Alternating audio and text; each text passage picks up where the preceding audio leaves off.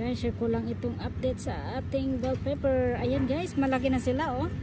Ayan, wow, 4 na dyan. At saka may maliit pa guys. Ayan, ito yung, ayan, ayan, malaki na guys. Ayan pa, isa oh, ayan. And then dito marami dito guys. Tignan nyo naman oh. You know? Oh, ayan ang ating bell pepper. So may ma-harvest na naman tayo nito guys. Ayan oh, daming bunga. At saka may bulak yan. Healthy. Ito wala pang bunga, pero ang laki ng puno niya guys, oh. Bulak pa lang siya, ayan. Wow. Happy naman. Pahaba to siya guys na maliit.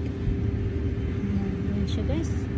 Yan ang update sa ating bell pepper. Ayan guys, thank you for watching and have a wonderful day everyone.